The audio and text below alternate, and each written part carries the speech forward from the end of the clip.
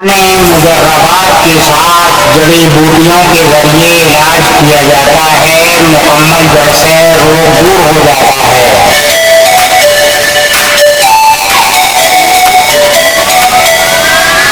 صحیح کے لطف اٹھانے ہیں تو آپ ہم سے ملیے، لہٰذا آپ کا علاج مطمئن بخش یعنی بھروسے مند ہو جائے گا، پرانے تجربے کے ساتھ علاج ہو جائے گا آپ کا۔ نحمده ونصلي على رسوله الكريم اما بعد اعوذ بالله من الشيطان الرجيم بسم الله الرحمن الرحيم والعصر ان الانسان لفي خسر الا الذين امنوا وعملوا الصالحات وتواصوا بالحق وتواصوا بالصبر۔ قسم زمانے کی کہ انسان ٹوٹے میں ہے، گھاٹے میں ہے، خسارے میں ہے جب تک کہ وہ ایمان نہیں لاتا۔ بے شک وہ لوگ جو ایمان لائے اور اعمال صالحہ کیے اور حق پر زندگی گزاری اور حق کی ہی دعوت دی اور صبر کیا اور صبر کی ہی دعوت دی، تو لہذا ہے یہ کہ حق کو تو آج بالائے طاق رکھا جا رہا ہے۔ قرآن مجید ہے، حدیثیں ہیں، قرآن جو ہے وہ کتاب ہدایت ہے، تو ہدایت ہمیں قرآن سے لینی چاہیے، حدیثوں کے مطابق چلنا چاہیے۔ لیکن جو آج کی بنی ہوئی کتابیں ہیں ان پر یعنی روز ان پر عمل کیا جا رہا ہے، روز ان کو پڑھا جا رہا ہے۔ قرآن مجید کو تو بالائے طاق رکھ دیا، جیسا کہ یہودی نصاراؤں نے اصل کتاب کو بالائے طاق رکھ کے اور جو باقی کتاب بنائی تھی ان پر عملی جامع شروع کی ہے، وہی نقل و حرکت ہو رہی ہے۔ خیر، لہذا ہے یہ کہ اس میں بھی ایسے لوگ شامل ہو جاتے ہیں جو کہ مسجد کی بے حرمتی کرتے ہیں، مسجد میں بیجا باتیں کرتے ہیں، اللہ کے گھر کا کوئی خوف نہیں ہوتا، اللہ کا کوئی خوف نہیں ہوتا۔ جی اول تو مسجد میں کھانا بنانا، سونا، کپڑے دھونا وغیرہ وغیرہ بہت سے جو کام ایسے ہو رہے ہیں جو کہ مسجد میں نہیں ہونا چاہیے، خدا کے گھر میں نہیں ہونے چاہیے، وہ ان کا کہیں ثبوت نہیں ملتا۔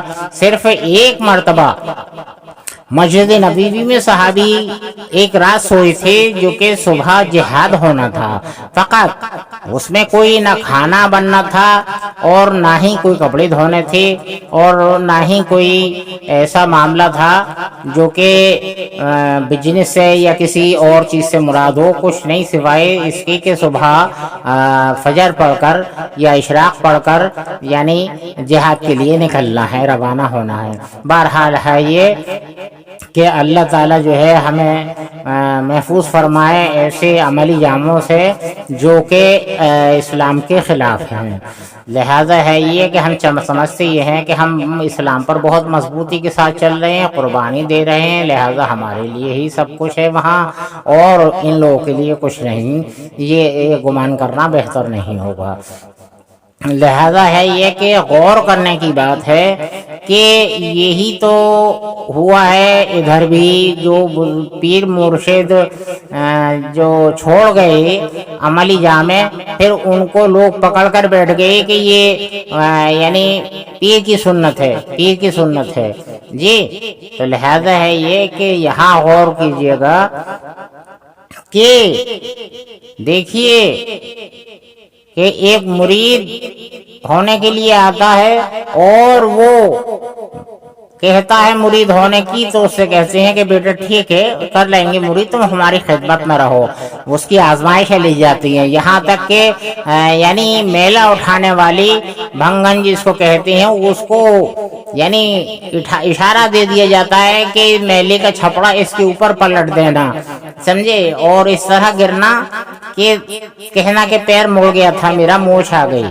لہذا ہے یہ کہ جب ایسا عمل کیا گیا تو اب وہ شخص اگر اینٹھ بیٹھتا اس بنگن کے اوپر تو کبھی بھی مرید نہ کیا جاتا۔ اس کی آزمائش تھی یہ کہ اس نے فوراً یہ پوچھا اپنے اوپر کا، یہ نہیں دیکھا غلاظت میرے اوپر سب گرا دی اس نے، نہیں، یہ دیکھا اس نے فوراً پوچھا کہ آپ کو چوٹ تو نہیں آئی؟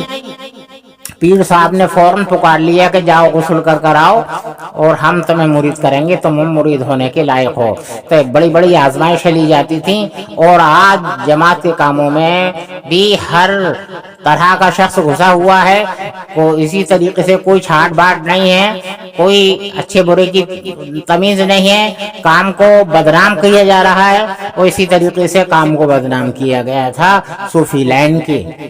लिहाजा है ये ऐसी ऐसी आजमाइशें ली जाती थी कि अपनी खिदमत में रखा जा रहा है, पानी गर्म करवाया जा रहा है जी, और फिर कहा जा रहा है कि देखिए दूसरी गली में जाओगे वहाँ तीसरा मकान है, वहाँ जाकर दस्तक देना, वहाँ से एक औरत आएगी, वो उससे कहना कि पीर साहब ने बुलाया है, हम बिस्तरी करेंगे, ये गुस्ल के लिए हमने तुमसे पानी गर्म कराया है। लिहाजा ये है कि वो अगर बदगुमान हो जाता तो कभी भी बैत नहीं होती। आखिरकार वो बदगुमान नहीं हुआ। वो उन पीर साहब ने उससे पूरी रात हम बिस्तरी की उस औरत से, और सुबह में गुस्ल किया और फजर के बाद में खुलासा कर दिया कि आओ बेटे तुम मुरीद होने के लायक हो। तुम्हें नहीं मालूम वो औरत कौन थी? वो मेरी ही बीवी थी। मैंने तुम्हारी आजमाइश के लिए, यानी तुम किस कदर यकीन कर सकते हो अपने पीर पर, मैंने तुम्हारी आजमाइश के लिए तुम्हें सही अमल कराया, तुम्हें यहाँ रखा। तो बड़ी बड़ी आजमाइशें ली जाती थी। ये देखिएगा कि यानी ख्वाजा यानी अजमेरी साहिब के पीर ख्वाजा उस्मान हारूनी, उनको देखिएगा कि वो गश्त के लिए निकलते हैं, ताम मुरीदीन पीछे पीछे होते हैं। सामने से एक नौउम्र बहुत खूबसूरत लड़की आ रही है, उसका बोसा लेते हैं, तमाम मुरीदीन बोसा लेने लगते हैं।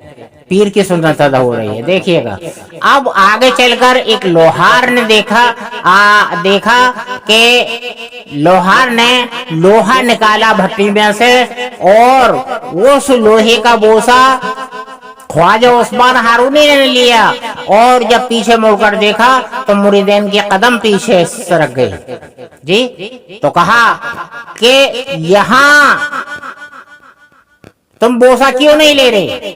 वहां मैंने बोसा लिया, तुमने भी लिया है? पीर की सुन्नत अदा करी, यहाँ भी पीर की सुन्नत अदा करो जी। मैंने वहां जो देखा वही यहाँ देखा। उसकी पेशानी पर अल्लाह का नूर नजर आ रहा था मुझे, उस बच्ची की पेशानी पर उस नूर का बोसा लिया था मैंने, और यहाँ ये लोहा निकाला गया है, इस पर भी मुझे वही नूर नजर आया है जिसका के बोसा लिया है मैंने। जब तुमको कुछ नजर नहीं आता तो क्यों पीर की नक्ल हरकत करते हो? कहते हो पीर की सुन्नत है, बदनाम करते हो। एक मर्तबा ख्वाजा उस्मान हारूनी यानी एक चौराहे पर अट्टा था तवाइफ का, वह उस अट्टे पर पहुंचे रात में सन्नाटे में। वो तवाइफ पेशावर कांपने लगी। कहा कांपो नहीं, डरो नहीं, मैं तुमसे एक बात करने आया हूं, तुमसे एक काम है मुझको। लिहाजा है ये कि ख्वाजा उस्मान हारूनी ने बताया सुबह इधर से मैं यानी अपने मुरीदीन के साथ गुजरूंगा गश्त करने के लिए। तुम्हें एक जिम्मेदारी देता हूं कि जैसे मैं तुम्हारे दरवाजे की इस जीने की सीट तक आऊं, वह फौरन नीचे उतर कर आ जाना और कहना, बदतमीजी के साथ बोलना और कहना कि मैं के नहीं बोल सकती, कि नहीं जो मैं कह रहा हूं वो तुम्हें करना होगा। गिरीबान मेरा पकड़ना, मगर ये नहीं हो सकता मुझसे, आप इतने बड़ी बुजुर्ग हस्ती हैं, नहीं यही करना है जो मैंने बोला है। मेरा गरीबान पकड़ना, मुझे झंझोरना और कहना कि रात आए थे, एक पैसा भी देकर नहीं गए, मैं आया हूं, रात है, तुमको झूठ नहीं बुलवा रहा मैं तुमसे, اور میں کوئی پیسہ دے کر نہیں جا رہا ہوں. بس تمہیں اتنا ہی بولنا ہے جو میں نے اس وقت عمل کیا ہے کہ میں آیا اور کوئی پیسہ دے کر نہیں جا رہا ہوں، یہی تمہیں بولنا ہے کہ نہیں یہ مجھ سے نہیں ہوگا، کہ نہیں تمہیں یہ کرنا ہوگا. یہ ذمہ داری اس پیشہ ور عورت کو سونپی، اور صبح جب آپ گشت کے لیے نکلے بس اس کے اٹے کے زینے کی سیز میں ہی آئے تھے تو وہ اداؤں کے ساتھ میں اتر کر آئی.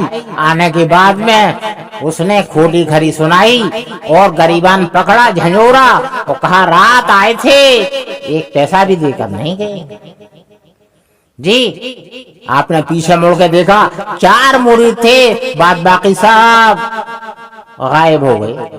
یہ چکروے کرتے ہوئے کہ دیکھا میں تو پہلے سے ہی کہتا تھا کہ مکار ہے، فریبی ہے، دھوکے باز ہے، دغا باز ہے. جی لہذا ہے یہ کہ جو آزمائشیں لے کر اپنے ساتھ رکھتے تھے، اپنے دین سکھاتے تھے، دین میں داخل کرتے تھے. قرآن میں بھی وہاں اللہ تعالیٰ یہ فرما رہا ہے سورہ یاسین میں کہ تم تو صرف اس کو نصیحت کر سکتے ہو جو قرآن کی پیروی کرے اور اللہ سے اپنے رحمان سے غائبانہ کرے. جی صرف اس کو نصیحت کر سکتے ہو، ہم نے تمہیں دروغہ بنا کر نہیں بھیجا. جی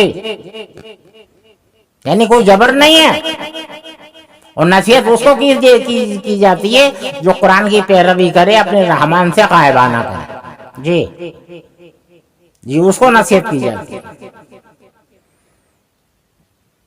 تو واضح و نصیحت بھی یعنی مقرر کرنا کہ کس کو کرنا ہے، یہ بھی ہر ایک کا کام نہیں ہے.